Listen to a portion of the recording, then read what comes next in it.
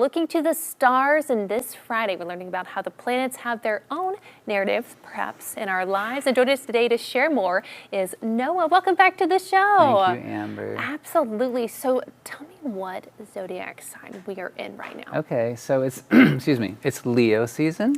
I'm here for Leo season. Good. Leo is a great season. Yes. Because in astrology, every sign has like a planet that lives in that sign. Yeah.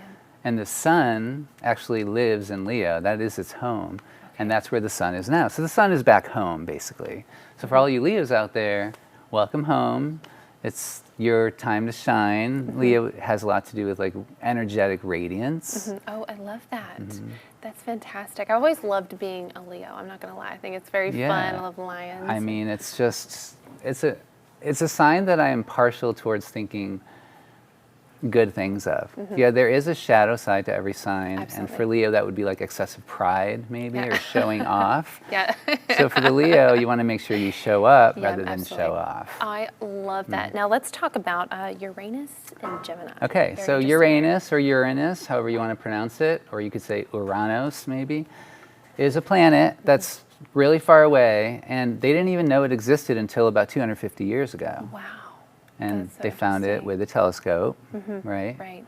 However, it was actually seen about 350 years ago by an astronomer, but he thought it was a star because it moves so slowly. He didn't know it was actually like moving along the back, like against the backdrop of stars. So he didn't. He saw it, but he didn't discover it. Interesting, right? And it stands for stuff like, imagine if you found a planet for the first time with the aid of a telescope. That's very different from seeing all the planets with your naked eyes. Absolutely. And so there's something about innovation built into Uranus. Right. And then as the astrologers studied the planet for decades, they found themes of like eccentricity, uniqueness, being authentic, and shaking things up, busting through boundaries, stuff like that. So it's a real like energetically driven planet.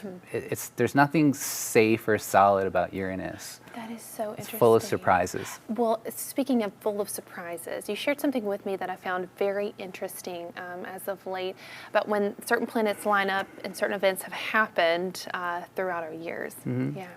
Yeah. So last time we talked about Saturn and Neptune like joining in the sky. And actually, if you go out early in the morning this week, you'll see Venus and Jupiter are really, really close together. That's awesome. Which is basically like giving a friend a really long hug. I love that. That is so much fun. So now Uranus is in Gemini. It just entered there this summer, and it hasn't been there for like 80 years. Right. Wow. Okay. So these are very long cycles, and it will last about 7 or 8 years. Okay. So the theme of today is really Uranus and Gemini. So you heard about Uranus. Right. Gemini is a sign that has to do with curiosity, youthfulness, mental agility, like collecting all the different things in life and like bringing them to you so you can kind of play with them. Right. It's a really fun sign. That is so much fun. I love that. And we've spoke often about within these 80 years, things that have actually happened, which I found fascinating. Conspiracy theorist over here, very fascinating. Yeah. So I don't want to scare anybody, but every time Uranus has been in Gemini, the U.S. had a big war. That's so interesting to me. Was it the Revolutionary War? What was the second one? The Civil War. The Civil War. Wow. And the third was World War II. Wow. So, I mean, I'm not going to lie, I've been a little scared for the past couple of years when Uranus was going to enter Gemini with our current political climate. But it doesn't mean we're going to have a war. I'm not here to make predictions. Absolutely. No, absolutely. Just to note history, note energies, and maybe be cognizant. Yeah, absolutely. We don't want another war, hopefully. No, absolutely. Yeah, if we know things, we can prevent them in the future as well. And for those who aren't familiar with astrology or astronomy, where could you direct them in the meantime before we rejoin you and talk more about all of these signs, and where can they find you over online? Yeah, well, if you just go to my name, you will find me, noahfrere.com.